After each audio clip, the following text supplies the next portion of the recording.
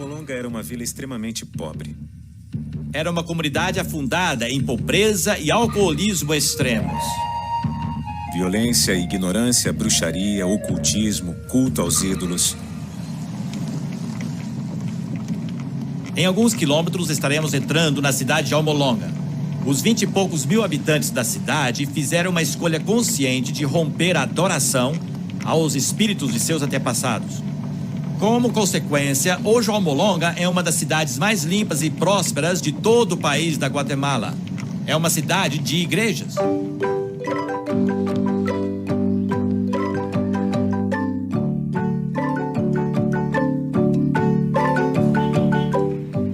Muitos citam Almolonga como um exemplo mundial de transformação comunitária. E talvez até seja. Tanto que 8 de cada 10 habitantes se consideram um cristão renascido. Mas nem sempre foi assim. Apenas 20 anos atrás, Almolonga era um lugar escuro e perigoso. Sofríamos com pobreza, violência e ignorância, e além disso, o álcool era o problema principal. Se você viesse a Almolonga há 20 anos, pela manhã, às 7 da manhã, e andasse pelas ruas de Almolonga, você teria encontrado muitos e muitos homens caídos pelas ruas, porque estavam completamente bêbados. Nós tínhamos muitas cadeias, porque tínhamos tantos problemas. O chefe de polícia, Donato Santiago, recorda que as pessoas estavam sempre brigando. As autoridades construíram 4 cadeias, mas nem isso conseguiu conter os problemas. O excesso de prisioneiros era enviado a uma cidade próxima. O principal motivo das prisões era a violência doméstica. Eu conversei com uma mulher que disse que o marido dela, se ele não gostasse da comida, ela apanhava e era expulsa de casa. O pastor Mariano Riscahati, um dos líderes principais da transformação espiritual em Almolonga, tem lembranças parecidas. Eu cresci na miséria. Meu pai bebia muito, 40, 50 dias sem parar. Nunca tínhamos uma refeição decente. Passávamos fome. Gastavam todo o dinheiro em álcool. Na tentativa de melhorar esse quadro de sofrimento, muitos moradores da cidade fizeram pactos com entidades folclóricas, como Pasquale Bailong, o Senhor da Morte, e Maximon, um poderoso santo padroeiro. Maximon era o ídolo mais importante em Almolonga.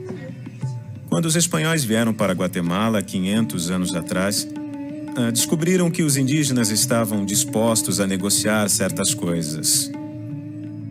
Mas tinha uma coisa que eles não negociavam. Não negociavam de jeito nenhum, que era Maximon. Esse ídolo era importante demais para eles. Esse sincretismo se tornou uma fortaleza poderosa. Embora Maximon fosse apenas um boneco de madeira, o espírito por trás do ídolo detinha um poder tenaz sobre o povo de Almolonga. É apenas uma máscara, mas é uma potestade poderosa que acorrenta as pessoas. Durante esses dias obscuros, o evangelho não prosperou. Era comum evangelistas de fora serem atacados pelo povo com pedras e paus. E pequenas igrejas locais também eram apedrejadas. Cristãos evangélicos eram uma minoria desprezada. Numa certa ocasião, 6 homens enfiaram uma arma na garganta do pastor Mariano. Enquanto começavam a puxar o gatilho, ele começou a orar em silêncio, pedindo a proteção do Senhor. Puxaram o gatilho, mas nada aconteceu.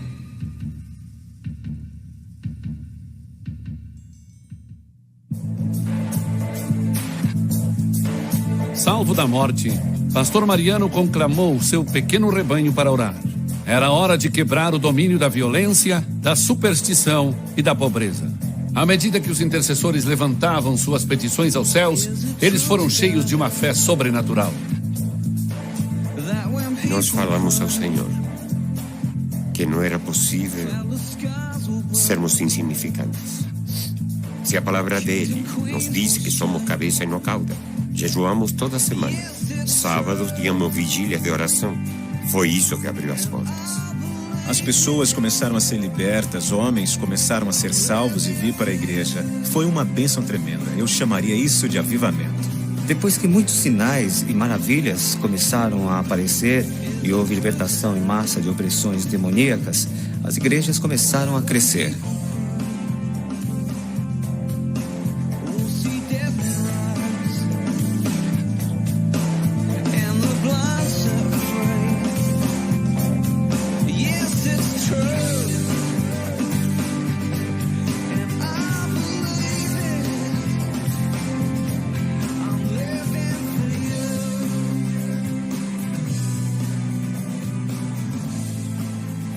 Uma cura dramática envolveu uma mulher chamada Teresa. Um procedimento médico mal feito deu início a uma gangrena. Seus órgãos internos estavam literalmente se decompondo. Eu senti uma dor muito forte. E eu não podia nem andar. Ela já estava para morrer, é verdade. Mas, graças a Deus, acima de tudo, na verdade, logo depois chamaram o pastor e nós oramos por ela. A casa estava cheia de familiares e vizinhos que tinham se aglomerado do lado de fora. Todos pensavam que ela estava morrendo. O cheiro de morte estava por toda parte. Eles me chamaram para preparar o velório e no caminho para lá o Senhor me disse para orar por ela. Então fui até a cama dela e disse: em nome de Jesus Cristo, levanta. E ela se levantou na hora e sem nenhuma doença no corpo dela. Ela se alegrou diante do Senhor por sua cura e deu graças a Deus por sua vida. Depois que viram o milagre acontecer, minha mãe e todos meus irmãos e irmãs também se converteram. Com tantos testemunhos dramáticos, centenas começaram a dar seus corações a Cristo. Quando as pessoas começaram a ver que o evangelho estava mudando vidas, passaram a prestar atenção. As pessoas começaram a se sentir mais e mais atraídas pelo evangelho porque viam a transformação na vida das pessoas. Agora, há mais de 2 dúzias de igrejas evangélicas em Almolonga, uma cidade de apenas 19 mil pessoas. A igreja do pastor Mariano, El Calvário, tem 1.200 lugares e está quase sempre lotada. Mas a presença do Espírito Santo não é medida apenas pelo crescimento das igrejas. Um passeio pelo agitado distrito comercial de Almolonga revela o impacto de uma transformação social. Ruas e comércios têm nomes bíblicos. Visitantes acham esse ato de fé público extraordinário. Mas pastor Mariano vê isso como sendo algo perfeitamente natural. Como você pode dizer que ama a Deus e não demonstra isso? Na Bíblia não está escrito que Paulo não se envergonhava do evangelho. Antes, Almolonga era cheio de bares, com 36 ao todo. Agora há apenas 3. E à medida que a bebedeira foi diminuindo, a violência também foi acabando. Por 20 anos, a taxa de criminalidade tem diminuído regularmente. Em 1994, a última das 4 cadeias de Almolonga foi fechada. O prédio foi reformado e agora se chama o Salão de Honra. Para o chefe de polícia Santiago, esses são os bons tempos. Não tem mais cadeias da cidade? Não, nenhuma. Porque você não precisa mais delas? Não, porque não há ninguém cometendo delitos. Esta é uma cidade muito tranquila agora. Até mesmo a vida agrícola da cidade renasceu. Durante anos, as colheitas ao redor de Almolonga foram castigadas com uma combinação de terra árida e maus hábitos de cultivo. Mas à medida que as pessoas se converteram a Deus, elas presenciaram uma surpreendente transformação da terra. Almolonga se tornou um vale fértil. É tão fértil e a terra está tão boa que produz os melhores vegetais. Há tanta produção que temos 3 colheitas por ano. Eles vendem os vegetais para Guatemala, para o sul do México e para El Salvador. Antes da mudança espiritual, os cultivadores exportavam 4 caminhões de produtos por mês. Agora são 40 cargas por semana.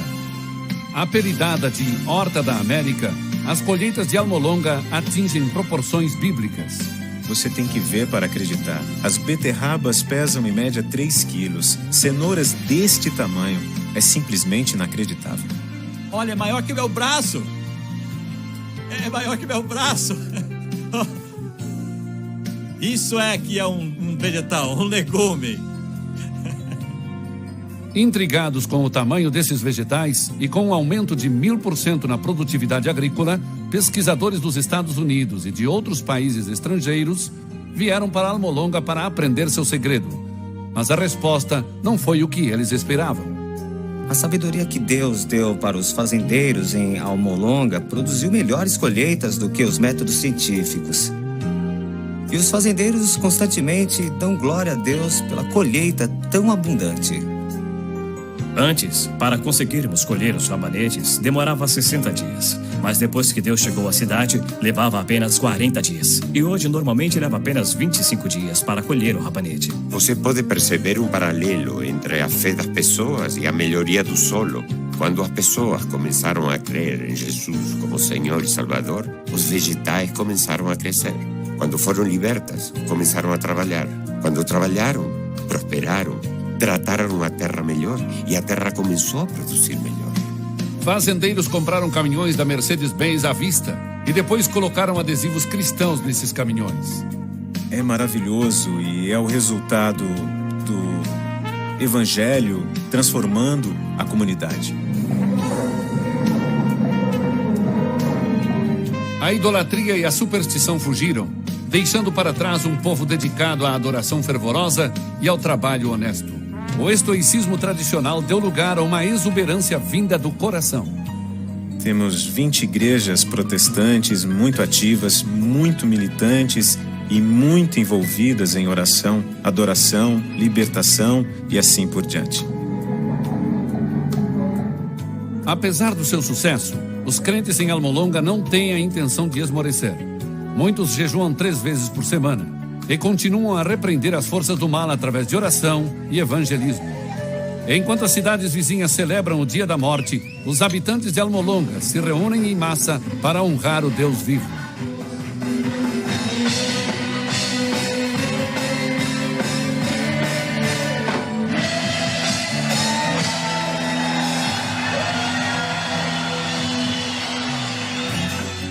O prefeito da cidade, um cristão genuíno, recebeu uma multidão de quase 15 mil pessoas na Praça do Mercado.